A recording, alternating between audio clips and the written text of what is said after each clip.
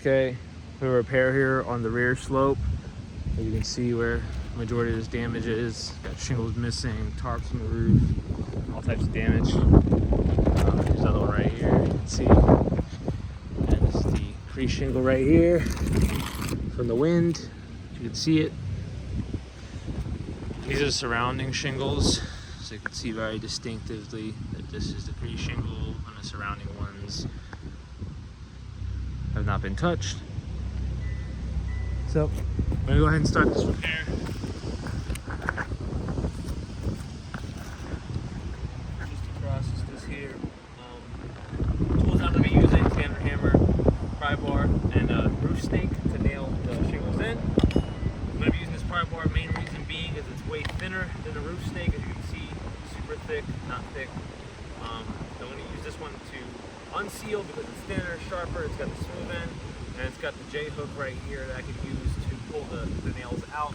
For example, right here, pull the nails out without lifting the shingle too high. I'll show you that as I do it in action.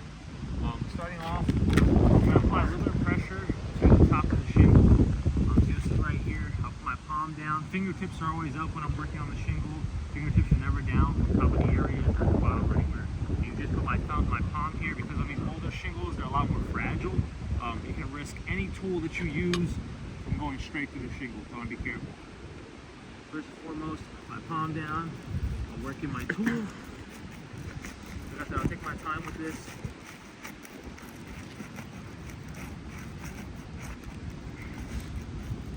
I'll just slowly work the shingle, just get it unsealed.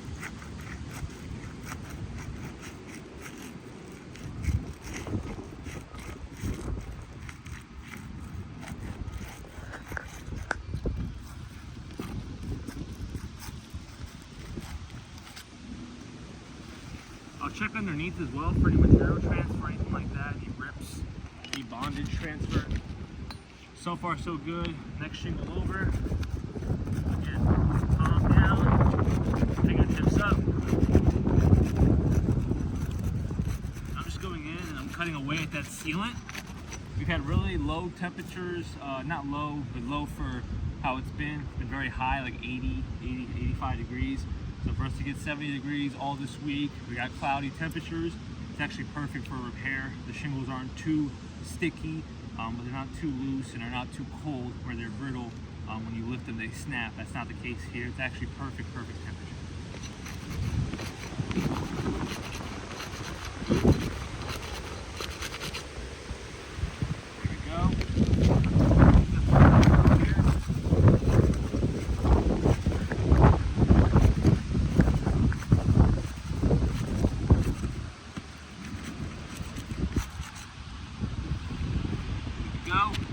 Last shingle.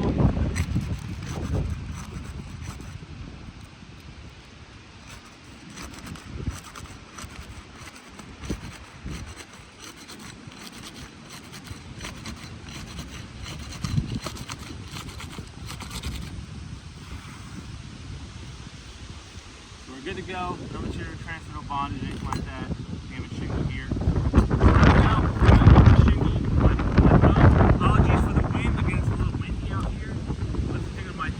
If I gotta put my fingers down, it's never on the same shingle that I'm working on, it's always one above it.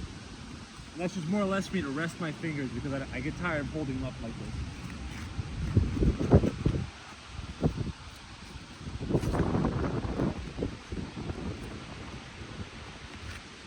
So this is a discontinued shingle. Measuring in at 36 inches.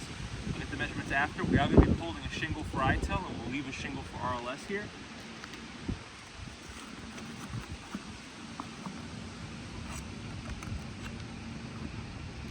So you can see this is what I was demonstrating here with the J hook. That's how high I need to lift the shingle and nail it out.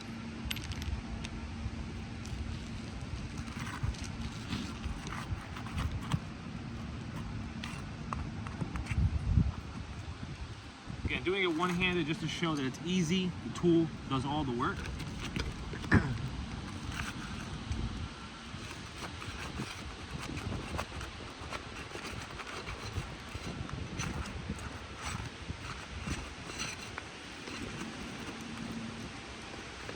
slice is the best tool for the job. As you can see, my hands are far away from the shingle, but again, I can use this one-handed. One-handed, I can pull this nail out.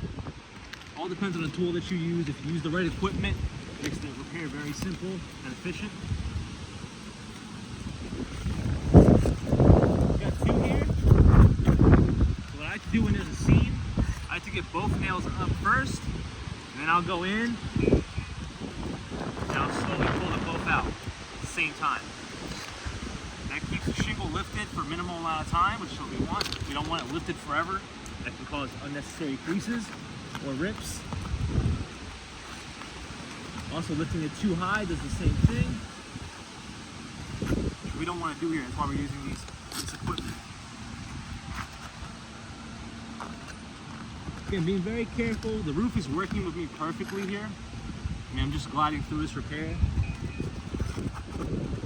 The shingles were nailed in properly. Everything was done properly, so it makes the repair real easy.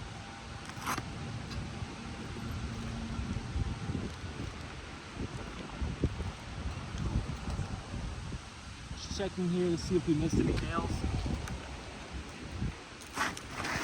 It was just kind of just bonded together because of how the age is. As you can see, there's a damaged shingle. You can see all the granule losses that just came off of this.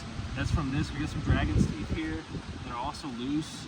So the shingle altogether, you can see the sealant underneath here. The sealant is super dry. Sealant right here, super dry, except for one little small patch area right here in the middle. And I hate to break it to you. One patch in the middle is not going to seal down an entire 36-inch or 37-inch shingle. So unfortunately, this is not enough to be able to seal this entire thing down. Probably explains why it didn't reseal down. Same thing with the bottom right here. You can see the sealant is super dry.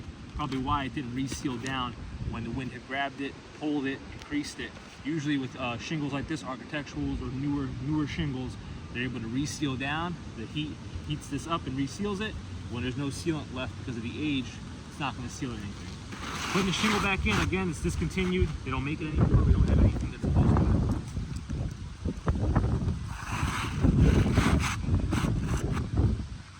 There we go, we line it up. Done with this tool, we're going to pull out the handy dandy roof snake. This makes nailing the shingles in real easy. It lines up the nail perfectly. As you can see, we got a nice roof nail in here, a nice short nail. We're going to go in, and what I'm going to do here is you can see the dragon's teeth instead of the spaces in the middle. I'm not going to put the nail right here. When I lift, for example, here, if I lift the shingle, and you can see there's unwanted tension in the middle of this shingle. I don't want that. I'm going to put it right where the reinforcement is. It's there for that reason. It's to reinforce the shingle. So why would I not drive a nail where the reinforcement is? Makes no sense, of course. That's why I'm going to drive it where the reinforcement is. Dragon's teeth right here. I'm going to put the nail underneath.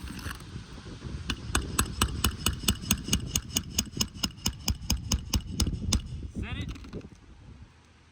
Pull it out. Go directly above. And I'll finish that nail. You saw the height. This shingle lifted about that high. Not high at all. The tool makes it super easy. A little less yapping now. I'm just going to go ahead and do the repair. But you can see I'm going to follow the same safety procedures or the cautious procedures that I've been following. I'm going to follow that all the way through.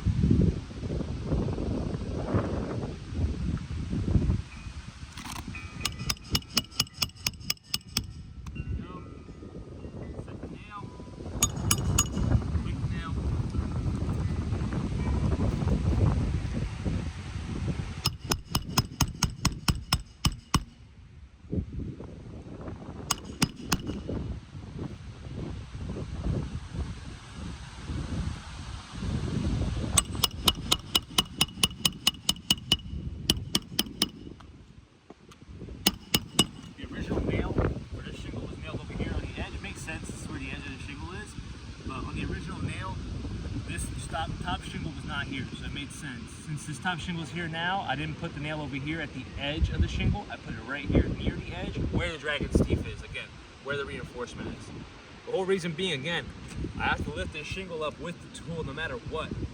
So I want to lift it on an area where it's reinforced, where I know the shingle can try to hold up as much as it can. Now, the condition of the shingle is something else, but this is how you mitigate damage on a repair. And again, if the shingle allows it, it'll do its thing. But if the shingle is, again, too worn, even being super cautious isn't going to help you on an old shingle. Sometimes old shingles need to be replaced.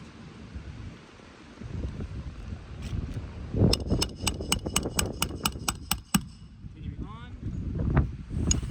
Again, this is where the seam is. So all I did was I set the nail, got it in both in, then I came in and finished both nails at the same time.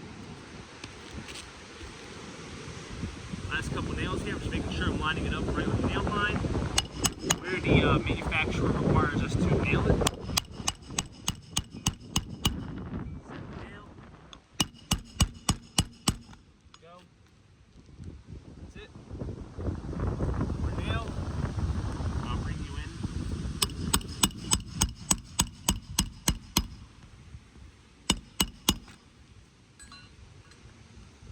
Before I do anything, bring you guys in to show you what's going on. Thank you for your patience. So you can see here the original damaged shingle right here. So top of this one, you can see already there's damages right here. You can see the edge of the shingle is here. So is this one. No damage on the rest of the shingle, makes sense. Right here through the middle, you can see an aggressive crease and a rips all throughout. Again, the dragon's teeth, you can see them curling already. Consistent damage all throughout the architectural on this one. Right above this one, a little bit less minimal, not as aggressive as this, but you can see it's still there. All on the dragon's teeth, clear as day. Next door to that one, again, a little more aggressive, but not as aggressive as the one below it, as these are the farther shingles. So here's the shingle we had to repair. The top one sustained the most amount of damage, and the top one sustained a little less than the bottom one, but still sustained damages. You can see all across the shingle. So after this repair, you can see the condition of the roof is not up to par for a repair. This is a clear fail. As always, I appreciate you guys reviewing these videos and taking your time. Try to make these as short as possible while still completing the repair efficiently and carefully. Thank you for reviewing. Have a good day.